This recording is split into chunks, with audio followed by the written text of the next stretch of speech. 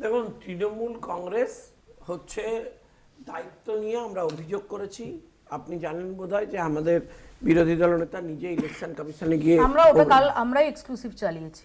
আমরাও এক্সক্লুসিভলি বলেছি যে হচ্ছে ওখানে দায়িত্ব নিয়ে গত ৩-৪ দিনে হচ্ছে এই ধরনের নাম্বার হঠাৎ করে বাড়ানো তুমি যখন হয়েছে। বললে আমি ওই চিঠিটাই দেখাচ্ছি, গতকাল বিকেল 5:30 নাগাদ এই চিঠিটা রিসিভ করা হয়েছে।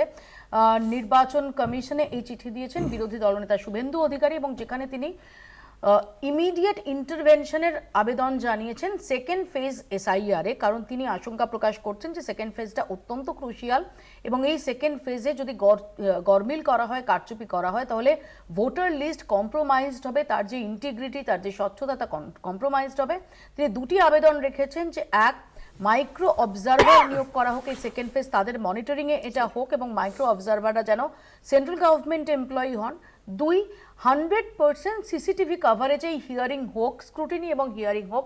এই দুটি আবেদন জানিয়েছেন শুভেন্দু অধিকারী। প্লিজ বল। তো এইটার আগেই উনি অ্যাপিয়ার করেছিলেন, আপনার মনে আছে কিনা জানি না, সেটাও আপনারা দেখিয়েছিলেন। সেটা হচ্ছে যে সমস্ত এমএলএদের নিয়ে উনি ইলেকশন কমিশনে অ্যাপিয়ার করেন এবং অ্যাপিয়ার করে বলেন যে লাস্ট 3-4 দিনে হচ্ছে দায়িত্ব নিয়ে প্রচুর বেআইনি ভোটার তাদেরকে ইনকর্পোরেট করা হয়েছে সিস্টেমের মধ্যে। এবং এটা বলবার পরেই আপনি জানেন যে কেন্দ্রীয় ইলেকশন কমিশনের তরফ থেকে স্পেশাল অবজারভার অ্যাপয়েন্ট করা হয় এসআইআর এর রোলের ওপরে রোল পর্যবেক্ষণ করবার জন্য। এবং আমরা নির্দিষ্ট কিছু তথ্য ওদের হাতে তুলে দিই, যেখানে দেখা যায় যে এই ধরনের ভোটার বেআইনিভাবে ইনকর্পোরেট করা হয়েছে বহু জায়গায়। এবং সেটা আমরা বলবার পর যখন ইলেকশন কমিশন ব্যাপারটার উপরে কড়া পদক্ষেপ নিতে শুরু করে, তখনই এই অমরত্বের বুথ থেকে ধীরে ধীরে সংখ্যা কমতে শুরু করে। এবং তারপর অনেক লোক তৃণমূল কংগ্রেসের তারা ইন্টারেস্টেড হয়ে পড়ে, বললো যে ওইখানে যদি নিজেদের নাম তোলা যায় তাহলে ওরা অমর হয়ে যাবে। এখন ওখানে তো কেউ মরছে না ওইসব বুথে, তার মধ্যে দক্ষিণ 24 পরগনা সব থেকে বেশি। আমরা অডিও হচ্ছে বাইরে প্রকাশ করেছি, বিরোধী দলনেতা টুইট করেছেন, তাতে দেখা যাচ্ছে ইলেকশন কমিশনের লোকের কন্ট্রোল নিয়ে নিয়েছে জাহাঙ্গীর খান। সে বসে রয়েছে, সে যেন ইলেকশন কমিশনার, সে চালাচ্ছে। যেমন হচ্ছে সিপিএমের শ্রমিক দ্বারা একটা প্রকাশ করেছে, তাতে আমরা তো একজন বিশিষ্ট নেতা তৃণমূল কংগ্রেসে তার নামই এসে গেছে আমরা দেখছি। তো ফলে এরা প্ল্যান করেছিল যে নির্বাচনের যখন ফাইনাল লিস্ট বেরোবে তার ঠিক আগে আগে দরজা বন্ধ করে বাইরের থেকে একটা সংস্থা আছে, তার বিশেষ প্যাকেটস্থ সংস্থা, তারা সব লোক নিয়ে এসে সমস্ত ডেটা এন্ট্রি অপারেটর চেঞ্জ করে দিয়েছে।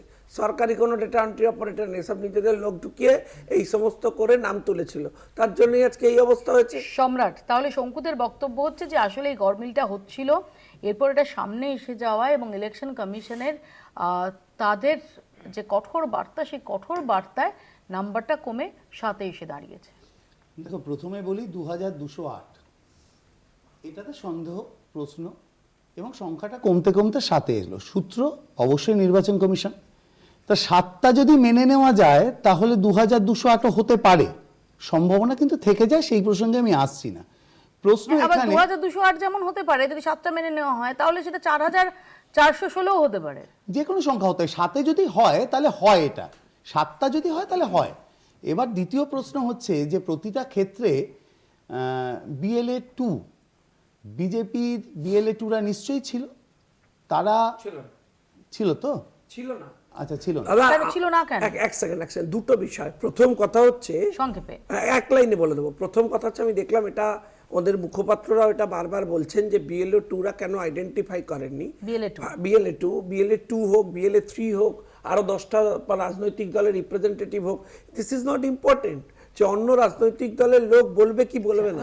দিস ইজ ইম্পর্টেন্ট যে BLOরা প্রপারলি কেন ডিউটি পারফর্ম করবে না। দেখা যাচ্ছে যে নির্বাচন কমিশনের প্রাথমিক নিয়মে যেটা ছিল সেটা হচ্ছে BLA 2কে সেই বুথের হতে হবে, কিন্তু পরবর্তী ক্ষেত্রে দেখা গেল বিজেপি যখন 80,000 বুথ এই বাংলা BLA 2 পাচ্ছে না, নির্বাচন কমিশন নিয়মটাকে শিথিল করলেন এবং অন্য বুথের লোক BLA 2 হতে পারবে। এই নিয়ম করার পরেও 80,000 বুথে বিজেপি BLA 2 দিতে পারলো না।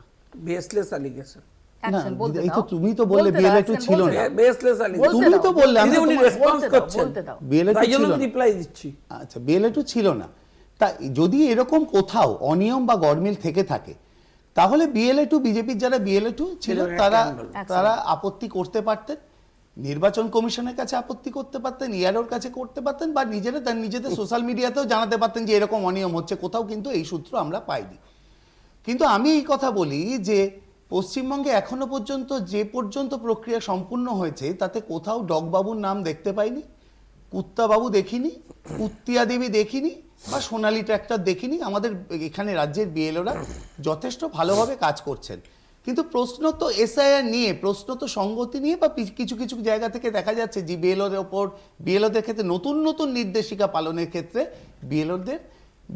বিএলও যারা রয়েছেন তাদের প্রতি একটা আমি আসবো অমানসিক এ প্রসঙ্গে। পরিশ্রম হচ্ছে।